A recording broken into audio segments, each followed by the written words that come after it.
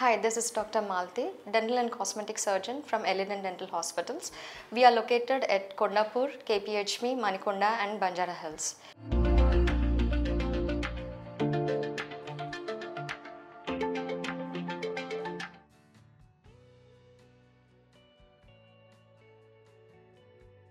ఇవాళ నేను చెప్పబోయే టాపిక్ టీత్ వైటనింగ్. అసలు టీత్ వైటనింగ్ అన్నది ఎలాంటి కండిషన్స్లో చేస్తారు? నెంబర్ 1, ఎక్కువ టొబాకో చూయింగ్ హ్యాబిట్ ఉన్న వాళ్ళు, అంటే పాన్, గుట్కా లాంటివి ఎక్కువ సంవత్సరాలుగా తీసుకుంటున్న వాళ్ళకి ఒక బ్రౌన్ స్టెయిన్స్ లాంటిది టీత్ మీద ఏర్పడుతుంది. ఇంకొకటి ఓవర్ స్మోకింగ్, వాళ్ళకు కూడా బ్రౌన్ స్టెయిన్స్ అన్నది ఏర్పడుతుంది టీత్ మీద. అండ్ కాఫీ స్టెయిన్స్, కాఫీ ఎక్కువ తీసుకునే వాళ్ళకు కూడా అలాంటి కలర్ కనబడుతుంది. ఇంకొకటి డ్రగ్ ఇండ్యూస్డ్ స్టెయిన్స్ అంటాము, అంటే అవి టెట్రాసైక్లిన్ డ్రగ్స్ యూస్ చేయడం వల్ల టీత్ మొత్తము బ్రౌనిష్ ఆర్ యెల్లోయిష్ స్టెయిన్స్లో వచ్చేస్తాయి.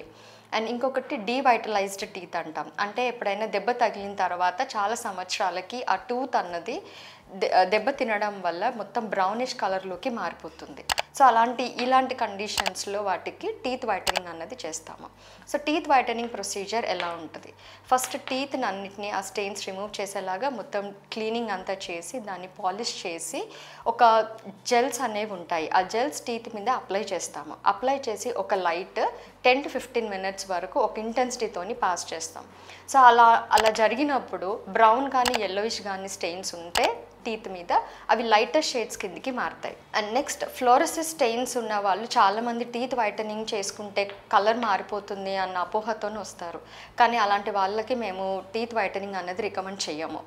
ఎందుకు అని అంటే ఫ్లోరోసిస్ స్టెయిన్స్ ఉన్నప్పుడు ఒక్క టీత్ సర్ఫేస్ మీద brown stains, yellowish stains and chalky white stains అన్నది ఉంటుంది.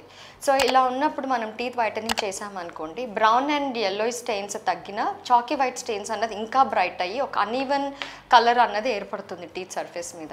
సో ఈ ఫ్లోరోసిస్ స్టెయిన్స్ ఉన్నవాళ్ళు ఏంటంటే వినీర్స్కి కానీ లేదా క్రౌన్స్కి కానీ వెళ్తే మంచిది.